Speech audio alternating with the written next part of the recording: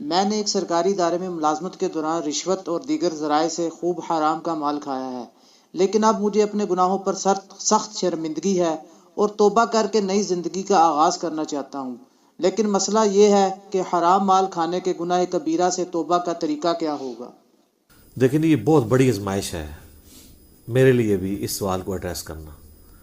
اس کی وجہ یہ ہے کہ لوگ پوری زندگی 900 چوہے کھاتے رہتے ہیں، اینڈ پہ حج پہ چلے جاتے ہیں اور وہ کہتے ہیں وہ 900 چوہے کیسے معاف ہوں گے۔ جہاں تک حقوق اللہ کا تعلق ہے وہ تو ایک جملے سے معاف ہو جائے گا کہ اللہ تعالیٰ کی طرف آپ رجوع لائیں شرمندگی کے ساتھ اور آئندہ گناہ نہ کرنے کا پکا عہد کرنا۔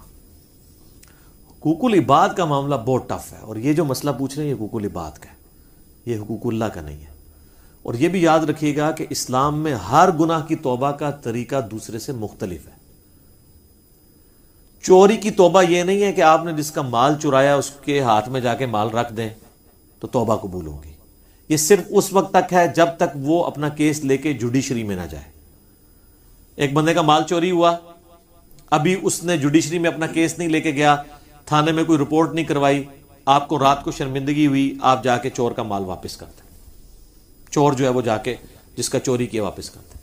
لیکن ونس کیس رپورٹ ہو گیا، لوگوں کو پتہ چل گیا، عدالت تک بات پہنچ گئی، اب آپ لاکھ کہیں مجھ سے 10 گنا بھی لے لو لیکن مجھے سزا نہ ہو، نہیں، اب جو ہے اسلامی حدود لگے گی کہ آپ کا ہاتھ کاٹا جائے گا، جو سورۃ المائدہ، جیسے جنید جمشید صاحب کے ساتھ ہوا تھا۔ آپ کو پتہ ہے نا جب انہوں نے اپنی لائف بدلی ہے تو ان کے لیے مصیبت کھڑی ہو گئی تھی۔ میں تو سارا کمائی جتنی اس کا ڈومیننٹ پورشن ہے وہ تو میں نے یعنی گانوں کے ذریعے ہی کیا ہے۔ تو وہ خود بتاتے ہیں، تقی عثمانی صاحب کے پاس گئے کہ سر کوئی اس کا حل نکالیں، ویسے فقہ حنفی والے تو ایکسپرٹ ہیں حل نکالنے میں، حل کوئی نہ کوئی نکال لیں گے۔ بال انہوں نے اپنی جگہ ایک اجتہاد کیا، یہ اجتہاد ہی ہے، ظاہر ہے اس کے اوپر ہم دلیل تو ہمارے پاس کوئی نہیں ہے، اپنے اینڈ پہ جو انہوں نے کوشش کی تو انہوں نے کہا کہ ٹھیک ہے تم اپنے، ظاہر ہے تمہارے پاس تو اب یہی مال ہے نا جس سے تم آگے کام کر سکتے ہو، تو اسی حرام کے مال سے کوئی کاروبار کرو، اور جب اس سے کاروبار سے جو تمہیں نفع حاصل ہو اس نفع کو سائیڈ پہ رکھتے جاؤ، جوڑتے جاؤ، اور جب وہ راس المال کے برابر ہو جائے جو تم نے اکویٹی جہاں پہ انویسٹ کر کے، جو یعنی مثلا 1 کروڑ روپے کی انویسٹمنٹ کی تھی تو وہ منافع جب 1 کروڑ ہو جائے نا تو وہ 1 کروڑ روپیہ تم اللہ کی راہ میں صدقہ کر دو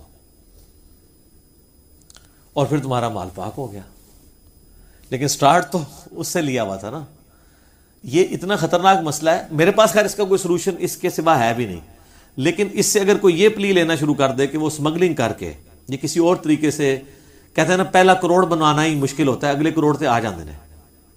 دیکھنے آپ کے یہاں پہ کئی ارب پتی لوگ ہیں، ان کو وہ لوگ اگر اپنی بایوگرافی آپ کو سناتے ہیں تو وہ کہتے ہیں کہ ہمیں تو اپنے ماں کی دوائی کے لیے بھی ہمارے پاس پیسے نہیں تھے،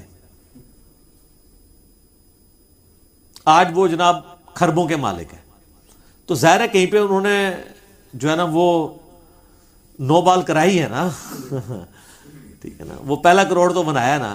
یہ سب جناب میرا علا وجہ بصیرت یہ دعویٰ ہے کہ دنیا میں آپ کو جتنے کھرب پتی لوگ نظر آ رہے ہیں نا یہ حلال کے طریقے سے اوپر نہیں پہنچے، اب اگرچہ وہ 100% حلال کے اوپر ہوں، کہیں نہ کہیں انہوں نے بیچ میں ڈنڈی ماری ہے، کیونکہ حلال کی آؤٹ پٹ یہ کبھی بھی نہیں ہوتی کہ انسان اس لیول کے اوپر چلا جائے، چاہے انہوں نے اپنے فائلوں کو ٹائر لگائے ہوئے ہوں، وہ اس کو غلط سمجھ نہیں رہا ہوگا لیکن کہیں نہ کہیں اس نے اپنے معاملات کیے ہوں گے، چاہے دھونس کے اوپر کسی سے کوئی چیز ہتھیائی ہو یا کسی دوسرے کو نیچا کرنے کے لیے اس کے خلاف پروپیگنڈا کر کے اپنی پروڈکٹ لانچ کی ہو۔ آپ کوئی بندہ لے آئیں اور وہ کہے کہ میں نے کچھ بھی نہیں کیا اور میں ارب پتی بن گیا ہوں، نہیں، کہیں نہ کہیں اس نے ڈنڈی ضرور ماری ہوئی ہوتی ہے۔ اور پھر جب آپ یہ بات کریں گے کہ نہیں جی اللہ چاہے تو حلال میں برکت نہیں دے سکتا، جناب حلال کو دنیا سے ہونی آیا، حلال میں تو پھر یہ نہیں ہے کہ آپ جناب حلال کمائیں گے اور زکوٰۃ نہیں دیں گے۔ جس کے پاس 1 ارب روپیہ سر اس کی زکوٰۃ جو ہے نا وہ 2.5 کروڑ روپیہ بنتی ہے سال کی، جی 1 لاکھ پہ 2.5 ہزار روپیہ دیتے ہوئے تو دل باہر نہیں آتا، لیکن 1 ارب والے کے لیے 2.5 کروڑ نکالتے ہوئے دل باہر آ جاتا ہے، ایسے تک پہنچ جاتا ہے، کیونکہ وہ بہت بڑی رقم ہے۔ اس کو نظر آئے گا 2.5 سال کڈی 2.5 اگلے سال کڈی تے تلے ہی آئے گا سارا کچھ، حالانکہ اس کو یہ نظر نہیں آ رہا کہ اس انویسٹمنٹ سے میں نے کتنا کمایا ہے. تو زکوٰۃ تو دینی ہوتا ہے، صرف زکوٰۃ کی بات ہو رہی ہے جو اس نے دینی ہی دینی ہے. کتنے امیر فیکٹریوں کے آنرز ہیں، آپ ان سے کہیں جناب وہ زکوٰۃ کہتے ہیں جی اسی اللہ بھی سانو بے حسابہ دینا ہے، اسی بغیر حساب دے دینے ہیں. جو لوگ آپ کو یہ کہہ رہے ہیں نا ہم بغیر حساب کے دے رہے ہیں، وہ اپنے آپ کو دھوکہ دے رہے ہیں. وہ حساب اس لیے نہیں کرتے کہ ان کی اگر زکوٰۃ 2.5 کروڑ بننی ہے نا تو وہ 2.5 لاکھ روپے دے رہے ہوتے ہیں. ان کو پتہ ہے حساب کیا تو پھنس جائیں گے. تو انہوں نے اپنے آپ کے نا جیسے کبوتر نے آنکھیں بند کر لی ہوتی ہیں کہ بلی غائب ہو جائے، وہ یہ کرنا چاہ رہے ہوتے ہیں، اس بٹر فیکٹ سے بھاگنا چاہ رہے ہوتے ہیں. اللہ نے تو کوئی کام بھی بغیر حساب و کتاب کے نہیں کیا ہوا. آپ کو یہ کہا ہوا ہے جتنا دل کرے نمازیں پڑھ لو. 5 نمازیں فرض کی ہیں رمضان کے، جس مہینے میں جو جاؤ جتنے روزے رکھ لو. نہیں، 1 مہینہ ہے اس کے 1 روزے ہیں، ٹھیک ہے. نماز شروع ہوتی ہے کسی قاعدے قانون کے مطابق، ختم یہ تو نہیں جو مرضی پڑھ لو اس کے اندر. وہ ساری چیزیں تعلیم کی ہوئی ہیں نا.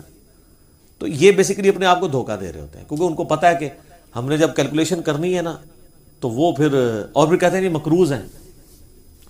جناب دنیا میں جتنے کروڑ پتی لوگ ہیں مقروض ہی ہیں، کیونکہ انہوں نے اگر ایکویٹی جو ہے وہ 10 کروڑ لگائی ہوئی ہے تو ڈیٹ 15 کروڑ اٹھایا ہوا ہے. یعنی راس المال ان کا 10 کروڑ ہے تو ادھار جو ہے انہوں نے 15 کروڑ اٹھایا ہوا ہے، 25 کروڑ کی انویسٹمنٹ ہے. تو وہ کہتے ہیں نہیں ہم تو مقروض ہیں، ہم پہ تو زکوٰۃ بنتی نہیں ہے. ٹھیک ہے نا جی. ان سے پوچھیں نہیں کتنے مقروض، کہتے ہیں 15 کروڑ کے مقروض ہیں.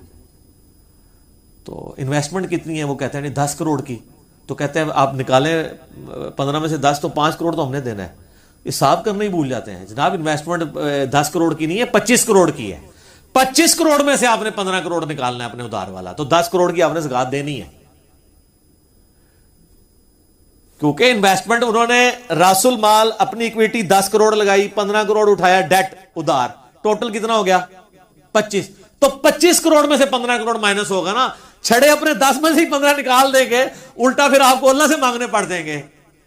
ظاہر ہے کہ یا اللہ تم منو کچھ دے، میں نے زکوٰۃ نہیں دینی.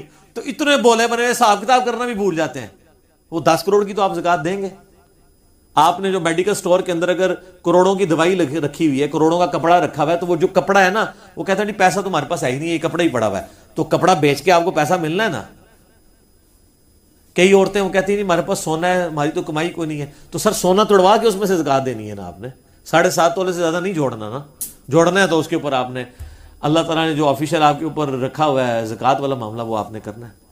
تو اس طریقے سے جو حرام مال والا مسئلہ ہے نا جی، بندے ڈھونڈے ان کو پیسے دیں، نہیں تو گوٹے گیٹے پکڑ کے ان کو معاف کرواؤ. اب ان کی مرضی ہے معاف کریں. اب پیسے ہیں، بندے ڈھونڈنا ناممکن ہے، ظاہر ہے مختلف پوسٹوں پہ رہے. تو آخری حال یہ ہے کہ آپ وہ رقم کیلکولیٹ کریں، اتنی رقم آپ اللہ کی راہ میں خیرات کریں، اس نیت کے ساتھ کہ اس خیرات کا ثواب ان لوگوں کو پہنچے کہ جن کا میں نے مال ہتیا ہے.